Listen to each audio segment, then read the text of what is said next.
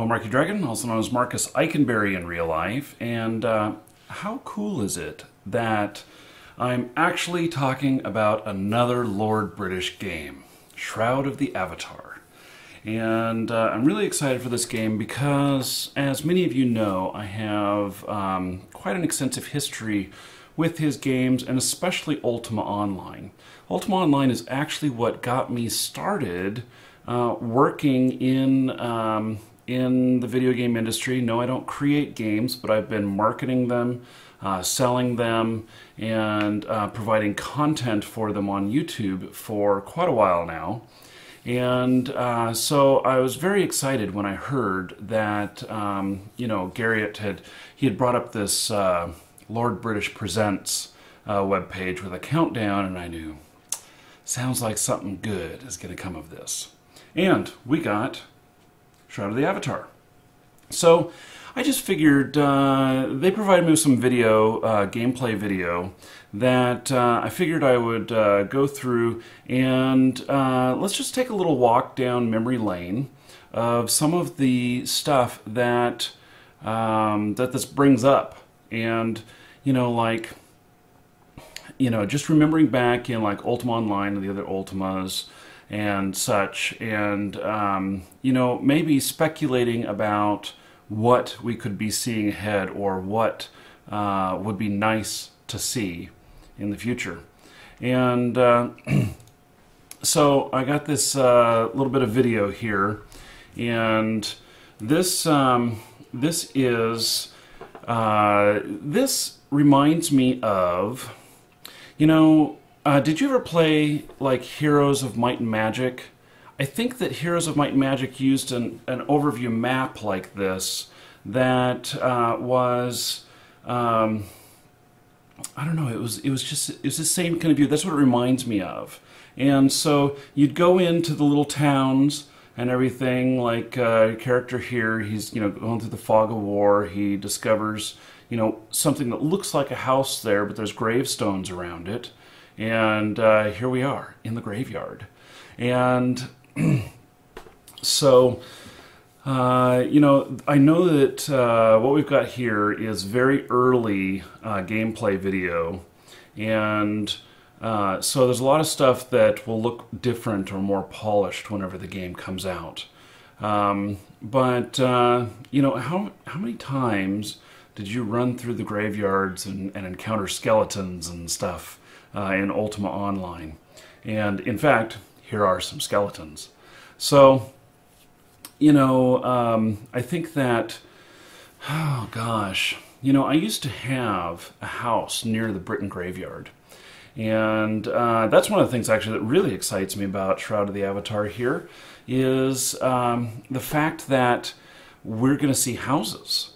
And the houses now, oh goodness, to really get a house where you're going to be guaranteed this house at launch or whatever, it's a minimum $500 investment, and that's just for a village house. And I'm not even sure how big the village houses are. I mean, how many steps across each way and stuff,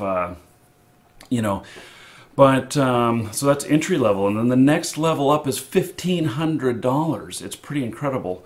But by the way, if you're watching this before April 7th, then the Kickstarter campaign is still live. I'll put a link in the description, and you can actually still submit your contribution for the game and be a part of it in alpha and everything. And if you want a house, I kind of suspect that now is the time to get it.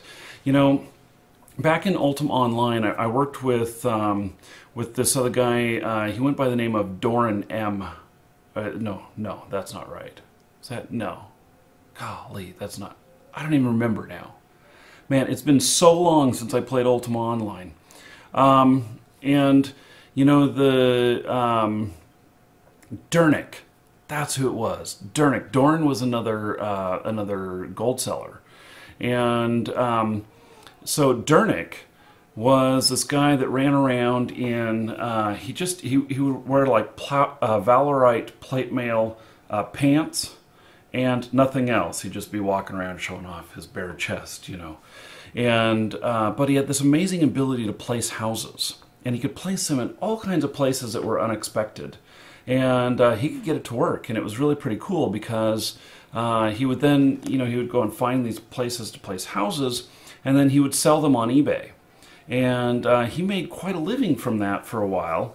And you know, then I would always take the leftovers, and I would always couple these houses with accounts that I was selling, and I could get my money's worth out of them and stuff. And that was just really a great kind of external commerce of the game that back then didn't affect the gameplay as much as like farmers do these days. Back then it was very unexpected, nobody knew what it was very pioneering to be selling these virtual items, and now mini games have issues of massive amounts of people trying to make money off of them, and it can destroy gameplay.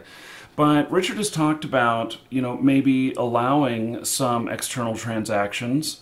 There's that by no means says that that's going to happen. He's just talked about it. And, you know, I could just imagine, getting back to houses here, how much one of those $500 houses are going to be worth, you know, post-launch. You know, will it be to where all of the housing is taken up in the Kickstarter campaign, all of the housing plots? And that would be kind of sad. I would hope that maybe only up to 50% of them were taken up, because, you know, there's something else too about wanting to work really hard toward getting a house. So I'm fortunate enough that that I was gifted a Kickstarter account that will be having a village house. No, it has nothing to do with the game company. They didn't gift it to me or nothing. It's from outside of that. And so, you know, I think that's pretty cool because I just wasn't able to afford the $500 for an account. And that was kind of, you know, made me a little sad. But I thought, well, I'm going to take on whatever I can do anyway. And so I was able to do that, and I'm really happy about that. But just looking at everything, I think that my house is going to be so small. It's like, you know, although I did have a very successful vendor mall on Ultima Online, and it was at what was called the Crossroads, and it was between Britain and Vesper, and below was Covetous, I think. Gosh, I don't remember. You know, it's been so long since I played. I have such fond memories of it, but you know, there's a lot that I've missed, let's say.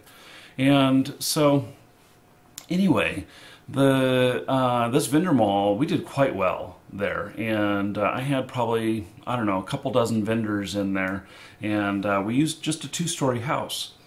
So, you know, and I didn't need anything big. I didn't need a keep or a castle or that kind of stuff. I mean, I actually was able to do it all in a smaller house. And so my hopes are that my village house will at least have the same floor space that my 2-story house had on the main floor. Because, you know, I envision doing some great things. Having a house to start with, I mean, I envision definitely having a vendor and being a merchant in the game. I loved playing a merchant. And so, now another thing that I read recently about housing is that it is expected that, well, the houses will be seen by everyone who's in an area, going through an area, because they will be persistent to the world, but your presence there will be in one of the instances.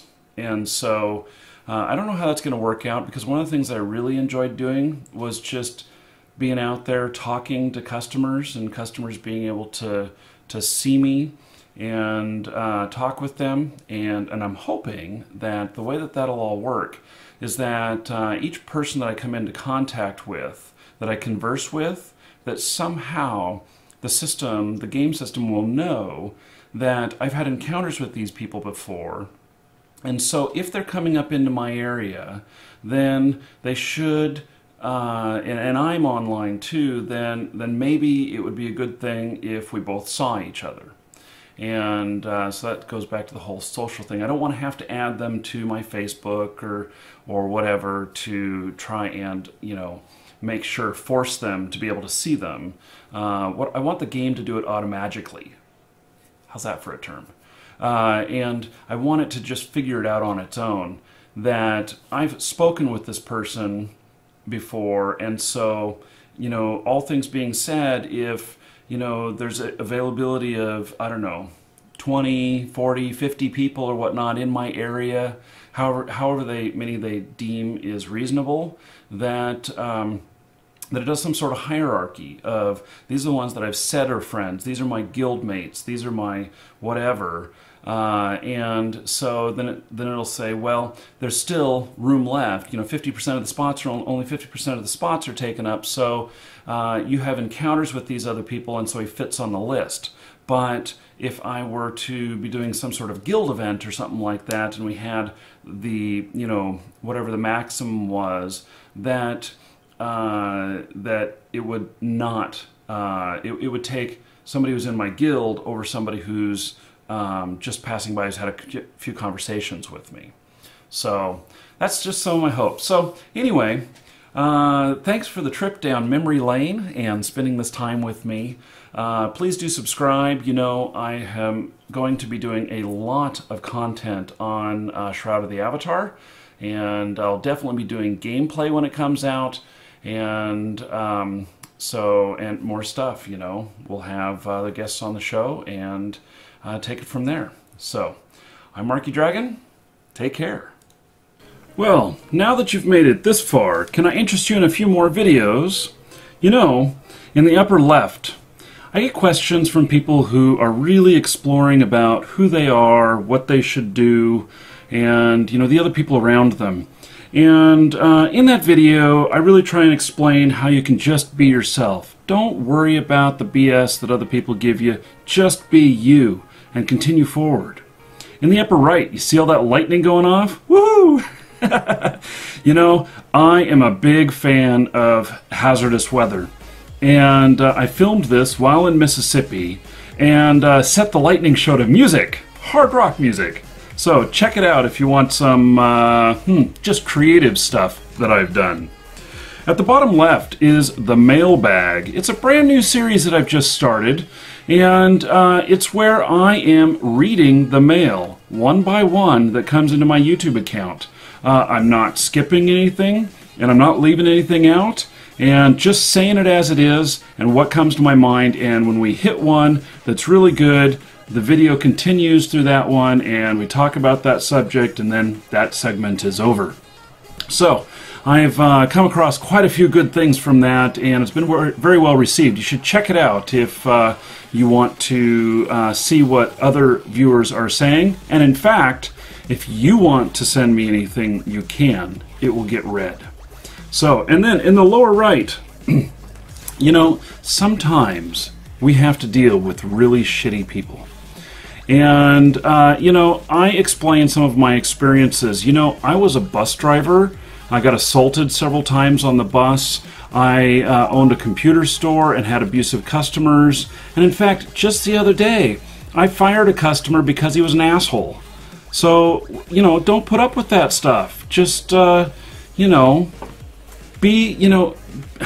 make sure that people are respectful of you and have compassion for those other people. So, anyway, enjoy the music on the way out. Make your selection. I'm Marky Dragon. Take care.